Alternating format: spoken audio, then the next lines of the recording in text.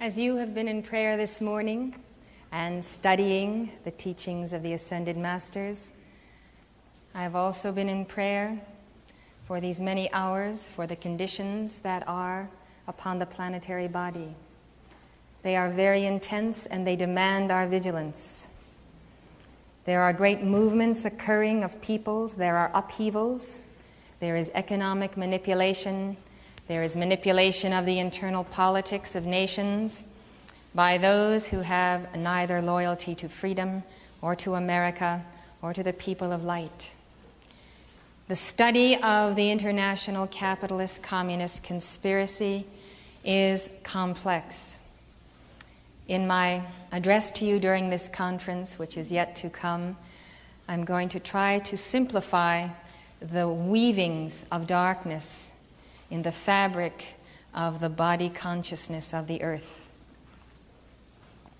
The analysis of the interworkings of forces of good and evil in the relative plane has been brought to us by Saint Germain, by Archangel Gabriel, by El Moria, in fact, by most of the members of the Brotherhood, because the understanding of the interworking of these forces is the key to our use of the science of the spoken word and the key to the exposure of what really is happening and what is causing, whether it's gasoline or oil or revolution or boat people or any of the many problems that we must place our attention upon.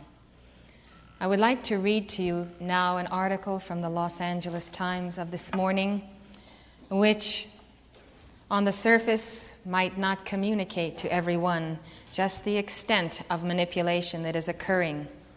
It is typical of what has been going on for hundreds of years, as the tares sown among the wheat upon the planetary body have sought to amass power and wealth, using for an excuse any system, any revolution, any justification of violence or terror, and always supposedly for the benefit of the people, but in reality for the benefit of the few. The few, the fallen ones who are known as the watchers, whom Jesus called the tares among the wheat. Until the children of the light, who are pocketed into right and left-wing camps in politics and religion, wake up and realize that there is an adversary and have the courage to face the adversary by the living Christ within, manipulation, divide and conquer, destruction, bloodshed will continue. Saint Germain was commenting today as I went to him and poured out my heart to him, because it is such a burden for me to see innocent people suffering at the hands of the wicked, and to realize that there have not yet been enough really true devotees of God to come apart and be a separate people, to live a life of selflessness, and to deliver these people from the hands of the adversary. And he was showing me the lineup of these fallen ones, extremes of right and left, and that the fallen ones assume their positions in defense of communism or socialism or defense of monarchical systems or defense of capitalism. And so whatever system may be a system that can be used by the Ascended Masters and their representatives will always be corrupted by the seed of the wicked, who are always attempting to prove that the system is corrupt, that the system and those who embody it must be overthrown, and in the overthrowing of the people and the system, bringing in greater and greater control of the fallen ones and wresting the control from the people of God. So we are made to believe that this is a war between capitalism and communism. In fact, Saint Germain says that it is a vying of members of the false hierarchy. Members of the false hierarchy at inner planes and in outer manifestation, actually people physically in embodiment. They have made the same commitment of Antichrist against the light of the Son of God, aborning in God's children, yet their evil is so great, their pride and ambition is so great, that they don't get along with each other either. They themselves are loners, they are independent, they are rebellious, they set up this or that system, they have a warring in their factions, And their key strategy is to appear before the people with glowing personalities and glowing promises of reform. They come into a nation, if they come in through capitalism, they may instate all types of benefits to the people and say, see me, see how good I am, see I have delivered to you all of this wonderful abundance. And it is for the elevation of the personality. And then there will be the seeds of corruption sown within itself, because it is part of their psychology and part of their strategy.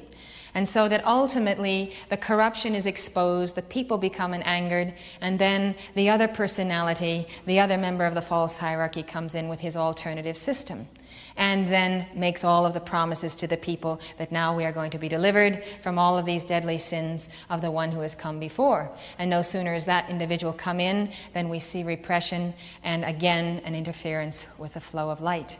So here you have in Iran someone representing capitalism, yet backed by the multinational corporations and the international bankers, and therefore exposed by the communists, and therefore rallying around a religious leader who supposedly is neither communist nor capitalist, but is of the very same vibration, wearing simply another color. And so it's the chessboard of the false hierarchy that is moving to manipulate power. And what is the goal? The destruction of life, of law and order. But that cannot be the professed goal. The underlying goal is to sap the light of the people, draw it unto themselves, perpetuate an existence which no longer has viability because they have long ago been cut off from the living fount of the Almighty. So the international power play, nation by nation, goes on. And I am not here to pass judgment, right or wrong, upon all of these international figures. I am here to expose to you their modus operandi so that you can analyze for yourselves what is happening. The net gain and the fruits of their actions is death, destruction, disruption, and no longer the alignment of the forces of freedom, but to so disrupt society that the people can no longer themselves organize and be free, be united in freedom, and overthrow their tyrants. The people of Russia are crying out for freedom. Their voices are not communicated to us except by our hearts. We are led to believe that communism is popular and that it has the majority behind it. And yet it is a slave nation of enslaved peoples. Why can they not overthrow their tyrants?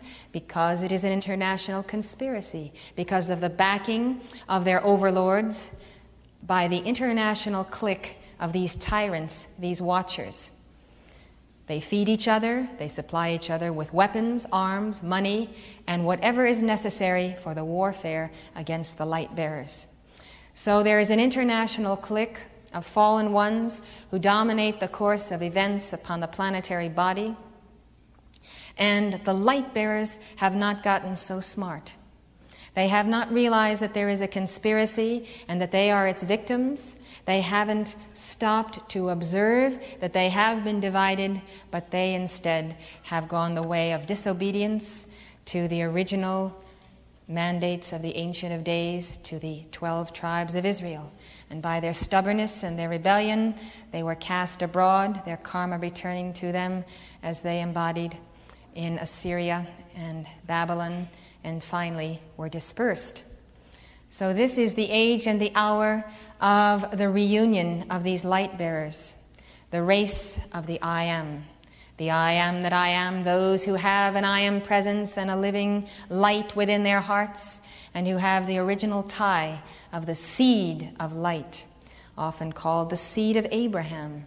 It is the seed of the living Christ, and it is in peoples of every nation and every race and every religious conviction. And instead of uniting as one people worldwide to overthrow these tyrants, they remain segmented into right and left political systems created by the fallen ones, led by the fallen ones and their shining personalities to keep the people divided. It's as simple as that. We were never meant to be divided politically and to have political parties be used to divide and conquer us and rally us and separate us. Our way of life is the community of the Holy Spirit. Our way of life is the community of Israel, the community of America. Every point of division is a point of weakness. There are many, many more children of light upon earth than there are these key watchers. But Saint Germain's very clear point is this, that the fallen ones will come out with their shining personalities and garments and present themselves as world saviors. They may even be world saviors through the entertainment media. And they rally millions of people in sympathetic support of their cause. Whether it's sympathy for Elvis Presley or for this or that personality, they rally people around them. They have a magnetism that is of lunar substance. It's a moon substance. And they magnetize people around them, and people will give their life for these fallen ones because they somehow present this sympathetic personality and promises of salvation, which reveals that the children of God have never overcome their propensity to idolatry. They would rather idolize a savior in politics or in the economy than raise up the living Savior within themselves and take full responsibility for life and for the environment and for the nations. And this is what we are finding today. On the one hand, the fallen ones manipulating the people. On the other hand, the people forgetting the original one God, I am that I am, and remaining obedient to the moral and the ethic and the code and the honor of that living presence of God who stands where we stand. And so there is a betraying of that God, there is a whoring after other gods, and the reason we gather at Camelot here for the Freedom Conference is to become enlightened, to become filled with light, and to then go forth with the sacred word, both as a dynamic decree and as a living, vital message.